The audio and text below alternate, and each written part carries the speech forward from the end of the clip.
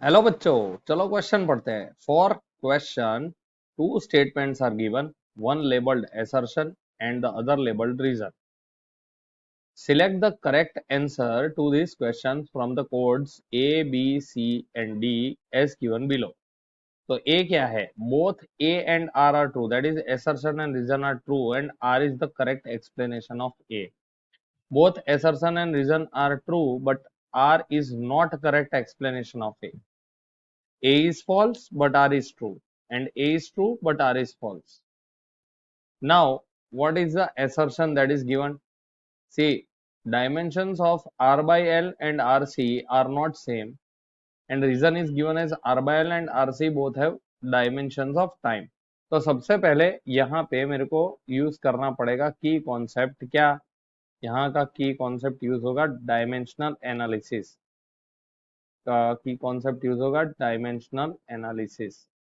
तो उसी के ऊपर से हम फाइंड करेंगे कि फाइनली क्या होगा।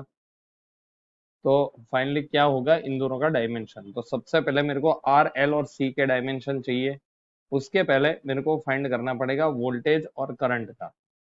तो सबसे पहले समझ लेते हैं कि आर का क्या होगा। तो वी का क्या होगा? वी का वोल्टेज का होगा work over charge, work done per unit charge होता है तो उसके ऊपर से ये आ जाएगा m1 L2 T-2 और ये आ जाएगा A1 T1। तो इसके ऊपर से हमें मिल जाएगा m1 L2 T-3 A-1। तो ये मेरे को मिल गया वोल्टेज का। उसी तरीके से करंट का तो हमें पता ही है, वो तो A1 ही होगा। तो इसके ऊपर से हमें पहले तो मिल जाएगा R। R होगा V/I, V/I। चलो, तो V कितना है? m1 L2 T-3 A-1 over यहाँ पे आ जाएगा इसका A1। ये तुम्हारा क्या आ जाएगा? m1 L2 T-3 A-2। तो ये मेरा रेजिस्टेंस का आ गया डायमेंशन। अब हमें क्या चाहिए? L और C का भी चाहिए। तो पहले L का फाइंड कर लेते। तो let us find the dimension of L। तो L के लिए हम बोल सकते हैं इट इज V/dI/dt, di/dt। तो इसका डायमेंशन लिखते हैं। चलो, V क्या है? M, यहाँ पे देख सकते हैं V का हमारा क्या है? m1 L2 T-3, m1 L2 T-3 A-1। और यहाँ पे I का क्या होगा? A1 और T का -1 ऊपर आएगा तो T-1। इसके ऊपर से हमें L का क्या मिलता है? m1 L2 T-2, क्योंकि -1 ऊपर जगह +1 होगा, -3 + 1 वुड बी -2। और A तुम्हारा क्या हो जाएगा? A भी -2 हो जाएगा। ये मेरे को L मिल गया। इसी तरीके से C भी निकाल लेते हैं। तो C का डायमेंशनल फॉर्मूला हमें मिलेगा कैसे? Q/V मिलेगा, Q/V। तो Q क्या है हमारा? A1 T1 और ये हो जाएगा m1 L2 T-3 A-1।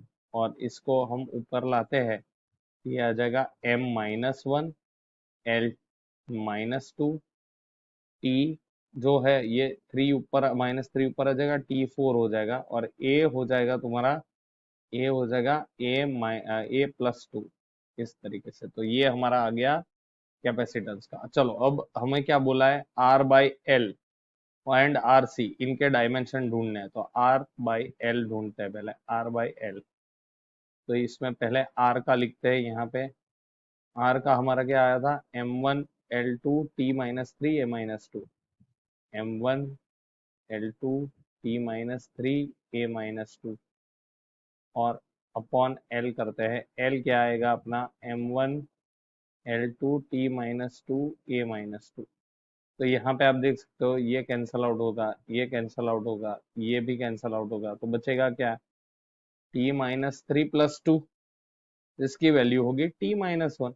लेकिन ये तो किसका है डायमेंशन? फ्रीक्वेंसी का है, फ्रीक्वेंसी।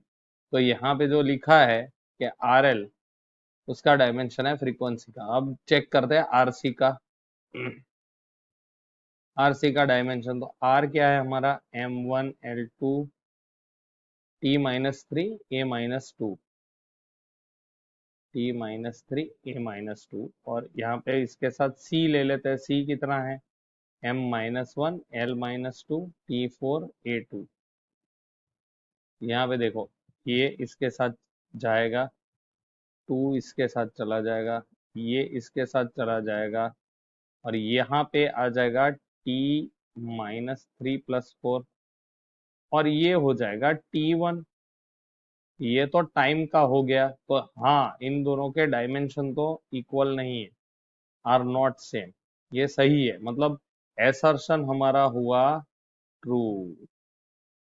अब यहाँ पे देखो, यहाँ पे क्या लिखा है, R/L and RC both have same have dimensions of time. नहीं, ये गलत है, क्योंकि R/L फ्रीक्वेंसी है और RC जो है वो टाइम है, तो दोनों के डिफरेंट है, तो यहाँ पे फॉल्स आएगा। तो यही हमारा फाइनल, तो हमारा फाइनल आंसर होगा D, A is true but R is false. Hope you understood बच्चों। Thank you and best of luck.